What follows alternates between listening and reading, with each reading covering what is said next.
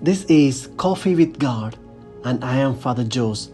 Let us begin this day with the Word of God and a short reflection. A reading from the Holy Gospel according to St. Luke, chapter 9, verses 51 to 56. The passage is taken from the Message version of the Bible. When it came close to the time for his ascension, he gathered up his courage and steeled himself for the journey to Jerusalem. He sent messengers on ahead. They came to a Samaritan village to make arrangements for his hospitality. But when the Samaritans learned that his destination was Jerusalem, they refused hospitality. When the disciples James and John learned of it, they said, "Master, do you want us to call a bolt of lightning down out of the sky and incinerate them?" Jesus turned on them, "Of course not," and they traveled on to another village.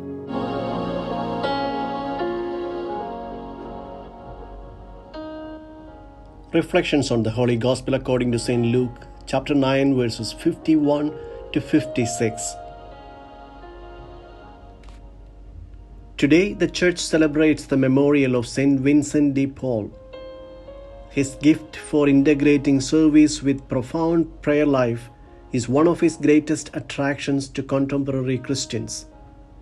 He is a valued spiritual companion for people who struggle to integrate prayer and meditation with service to their needy neighbor, who become exhausted by their activity instead of being nourished by it, and who have seen God in the eyes of the poor, sick, homeless, and despairing people. Today's Gospel says, Jesus set his face to go to Jerusalem. Jerusalem is the final destination where Jesus, in his moment of Passover, must die and rise again to fulfill his mission of salvation. We come across two apostles, James and John, who believed that closing the door on Jesus was a great offence and that these people needed to be punished. They wanted fire to come down from heaven upon those who did not want to receive Jesus. The mighty of the world showcase their might and power through acts of oppression or aggression. But God, the source of all powers, would show his might to the world through his suffering and death. The path of Christ is never a path of revenge. Jesus reprimands his disciples for their arrogance. In a spirit of humility and meekness, he would instead expose the greatest moment of his life on the cross. Virtues of humility and meekness are not meant for the weak.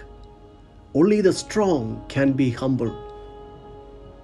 The Samaritans did not want to receive Jesus and his companions in their village, and there is nothing strange in this rejection.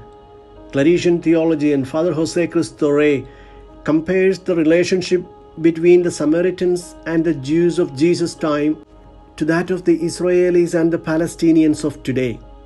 Moreover, consider the request of James and John, "Call down fire from heaven to destroy them." This is what is happening today in Palestine and Israel. They literally bring down fire from the sky with missiles from either side, destroying the lives and property of the people. Russia and Ukraine or any other warring nations have similar experiences. People and nations are divided on their vested interests and they bring down fire from the sky. However, Jesus taught his disciples a valuable lesson. Hatred and vengeance and the consequent fire from heaven do not solve our problems.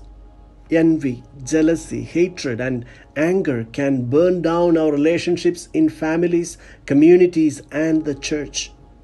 The gospel calls for forgiveness, mercy, and a willingness to give up when confronted with arguments and hatred. It is essential to remind ourselves that our meekness is not a weakness, but a sign of our spiritual maturity and strength.